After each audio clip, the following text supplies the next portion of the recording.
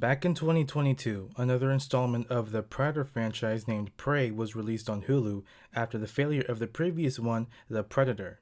You know, when a predator wanted to kidnap an autistic kid who has the Hollywood version of autism, which is basically a superpower as a way to genetically enhance the species? They wanted to steal autism. And I'm not joking either, it took itself serious too. It wasn't a gag or anything. So, a lot of people, myself included, were very skeptical about Prey. I remember when reviews of the trailer came out, they were nothing but negative, saying how it's gonna fail like the previous one, saying how it was gonna be another case of Hollywood woke SJWs because the main character was a woman of color, etc. I'm not saying that the other movie critics on YouTube were. I was very pleasantly surprised with this movie. It was a genuinely good film. Not only was it a good movie for the Predator franchise, but on its own, believe it or not, I believe that Prey was a good movie. Great writing, great directing, the story was good, the addition to the Yautja lore, introducing another species of Yautja was great, the characters were lovable, the acting was great. Dakota Beavers, who played Tabe, said that this was his first ever movie he was in, and apparently he was supposed to play a minor character, but wound up playing one of the most important characters in the movie. He definitely has a bright future. And of course, Amber Midthunder, who plays Naru, was amazing in her role. I think she's one of my favorite characters in the franchise. A lot of people were very appreciative of the representation of the Native Americans, even though the director, Dan Trachtenberg, is not Native himself.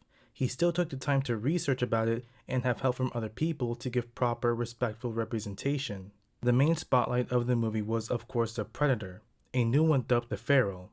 The Yautja species can be diverse in appearance. Some can have different patterns across their skin, different facial structures, mandibles. The Berserker seemed to be a different species since his face was completely different than the base Yautja. And the Feral is a separate species. It's been confirmed by the director that it originated from a desert biome on Yautja Prime. But with the addition of the species, it then added a lot of world building, adding a separate biome with more opportunities to use for more stories. I'm probably going to make a separate video just talking about what I love about Prey. This movie is talking about the very few problems I had with the movie. Very few because this movie is genuinely fucking good. The first flaw I had is just two, with the final fight scene between Naru and Feral.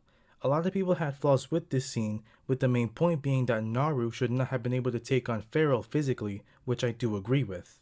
The only flaws I had was when Naru straight up got chokeslammed by Feral and being able to literally tear off his mandible.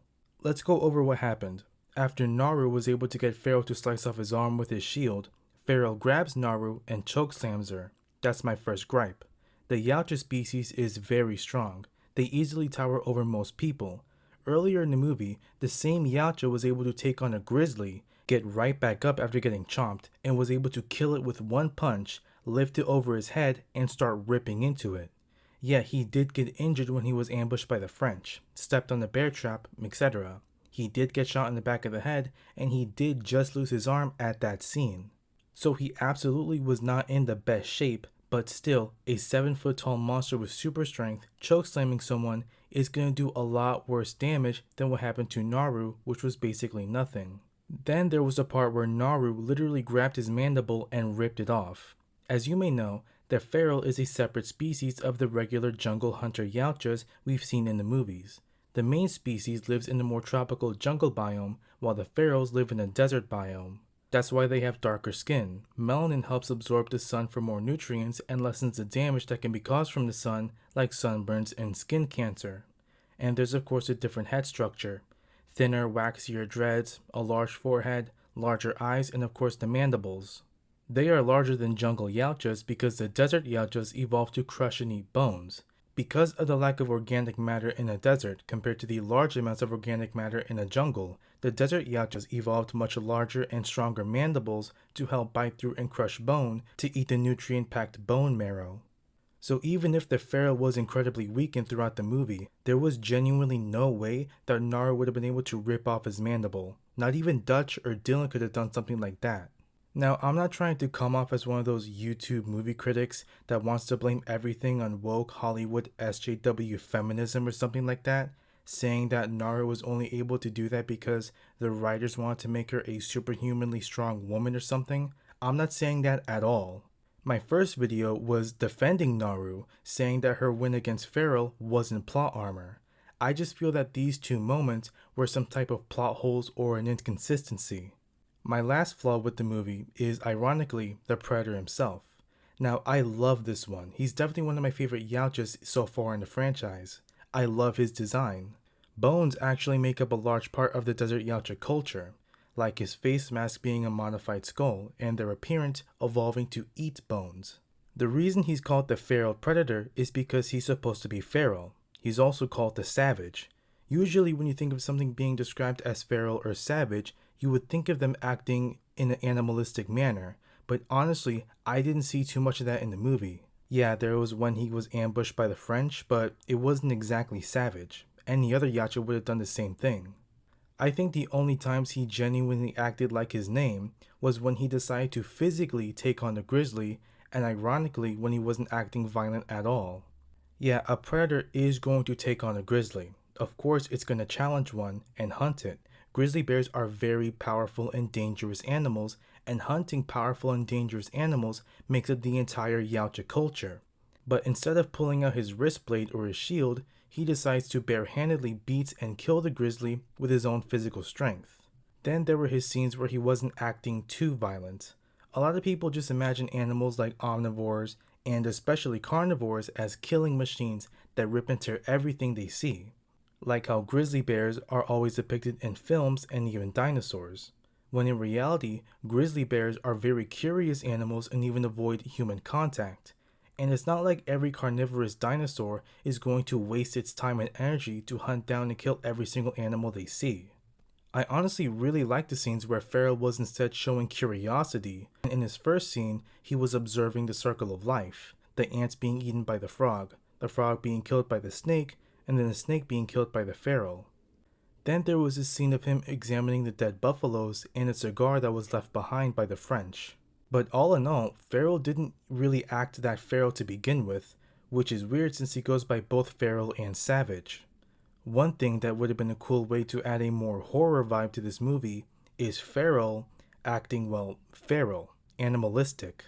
There was that scene where Naru shot him in the back of the head. She figured out he could see heat, and so she ate the flower to lower her temperature to essentially become invisible to him. But what about the scent? What about the smell of the gunpowder? He should have been able to sniff her out and figure out where she was. He's certainly capable of detecting scent to some degree. Their entire skull structure changed because of the desert. They have larger eyes to see things further away. I think it's a given that they would have evolved a better sense of smell. There's also the aggression aspect. He seemed to act like a regular Yautja to me. Yeah, fighting a grizzly unarmed is one thing, but I doubt he's the only Yautja across both species to do something like that. I think a cool feature would have been an enhanced sense of touch. Where he didn't even have an enhanced smell, he still could have felt Naru right next to him. I feel like he should have been able to at least feel the vibration of Naru stepping beside him and behind him too. Now, I'm not trying to bash on this film. I absolutely adore this film. That's why this video was titled The Very Few Problems with Prey, because I genuinely believe that this is a great film with very few flaws. I don't think it's one of those fun bad movies or anything. This is a genuinely great movie. It's just these few gripes I always had with it that I see almost no one point out. I do in fact want to make a video in the future talking about everything I love about this film, which is a lot. Man, I remember my first video being about this movie and it was so amateurish compared to now. I'd say that these videos still could use more quality, but I'm so proud with what I've achieved so far, and I hope I'll achieve much more in the future, so thank you guys for watching my stuff. I'll expand my content and the ideas, but of course I'll be talking about comics and manga, but I want to talk about, other things like Whiplash, Bullet Train, Godzilla, that type of stuff, maybe even Barbie, I don't know. Thanks for watching. Tell me what you think in the comments. Let me know what you want to see next. I got links in my social description. Be kind to yourselves and each other. Thanks for watching.